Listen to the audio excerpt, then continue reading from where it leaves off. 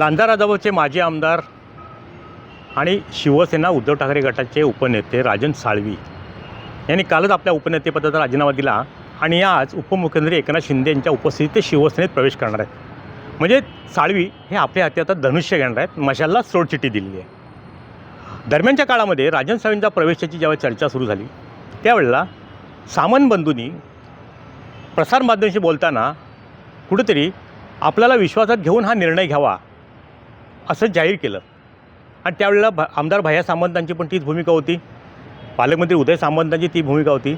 या दोन सामंत बंधूंची मानसिकता किंवा त्यांची एकंदरीत घेतलेली भूमिका ही विचाराधीन करून उपमुख्यमंत्री एकनाथ शिंदे यांनी काल ह्या दोन बंधूंसमवेत माजी आमदार राजन साळवीसोबत बैठक घेतली आणि बैठकीनंतर तिन्ही जण असंच मुखाने प्रसारमाध्यमांच्या सामोरे आले। राजन साळवींनी सुद्धा सांगितलं आहे की सामंत बंधूंबरोबर आमची चर्चा झाली, सकारात्मक झाली, हातात हात घालून काम करायचं आहे।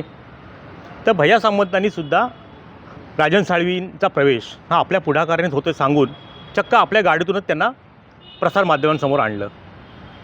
पालकमंत्री उदय सामंतांची भूमिका तीच होती। एकंदरीत कुठेतरी आता हे एकोपा एकत्र येत आहेत आणि येत्या स्थानिक स्वराज्य संस्थांच्या निवडणुकीमध्ये विशेषतः रत्नागिरी जिल्हा परिषदेवरती शिवसेनेचा भगवा फडकवण्याचा निर्धार या तिन्ही मंडळींनी केला आहे। हे जरी सारं असलं तरी खऱ्या अर्थाने सामंत आणि साळवी हे एकत्र येतील का, त्यांच्यात एकवाक्यता असेल का, आणि त्यामुळे त्यांच्यात जर एकवाक्यता असेल आणि एकजिन्सी त्यांनी काम केलं तर जिल्ह्यामध्ये ह्या त्रिकुटाला आवरणं इतर विरोधी पक्षांना फार अडचणीचं होणार आहे। परंतु लांजा राजापूरचा आमदार झाले भैया सामंत, त्यांनी पराभूत केलं जवळजवळ 18 ते 20 हजारांनी माजी आमदार राजन साळवींना। त्यामुळे त्यांच्या मनामध्ये ती कटुता कुठेतरी असणारच, त्यांच्या कार्यकर्त्यांमध्ये असणार, कारण समोरासमोर त्यांनी प्रचार केला आहे। आणि दुसऱ्या बाजूला राजन साळवींचा निवडणुकीतला एक शब्द होता की सामंतांचा अस्त करणार। हा शब्द इतका जिव्हायला लागला की त्यांना त्या शब्दामुळे त्यांना पराभव पत्करावा लागला। तर रत्नागिरीमध्ये सुद्धा उदय सामंत पालकमंत्री असताना आरोप प्रत्यारोप होत होते। साळवी साहेब सामंतांवर आरोप करते, सामंत साहेब साळवी साहेबांवर आरोप करत होते आणि एकनाथ शिंदेंच्या सोबत पालकमंत्री उदय सामंत गेल्यानंतर ही कटुता आणखीन वाढत गेली आणि निष्ठावंत म्हणून राजन साळवींच्या नावाला एक विरोधावली मिळाली। पण इतकं सारं झाल्यानंतर आत्ता कार्यकर्त्यांमधली मानसिकता, कार्यकर्त्यांमधील चुळबुळ आता सुरू झाले।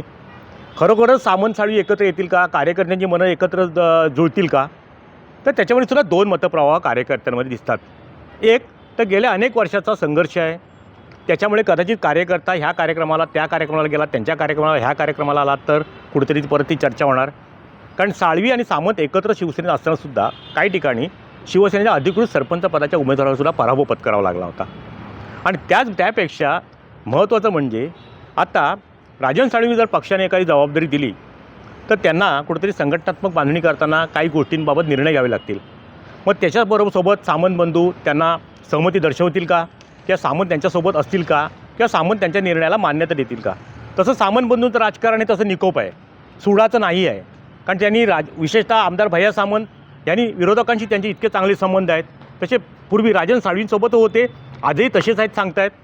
आणि हे दोन बंधू मनाने तसे मोठे आहेत आणि मनानेसुद्धा आणि कृतीनेसुद्धा तसे सर्वांना सोबत घेऊन जाण्याच्या भूमिकेतले आहेत। त्यामुळे एकंदरीत राजन साळवींचा आज होणारा प्रवेश, त्यांना देण्यात येणारी जबाबदारी आणि कालच्या रात्रीच्या बैठकीमध्ये नेमकं शिंदेंनी, उपमुख्यमंत्री एकनाथ शिंदेंनी नेमका काय निर्णय घेतला आहे आणि भविष्यातल्या राजकीय वाटचालीची काय चर्चा झाली ह्यावरती सुद्धा सामंत साळवी एकत्र दिसतील किंवा एकत्र येतील हे सुद्धा सारं अवलंबून राहणार आहे।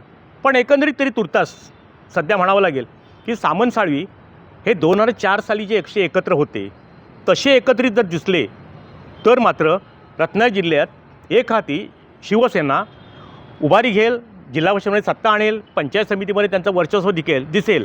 पण ह्यांची मनं जुळतील तेव्हा, आणि ती जुळली तर समजायचं की 2004 सारखीच परिस्थिती ह्या जिल्ह्यात निर्माण झाली।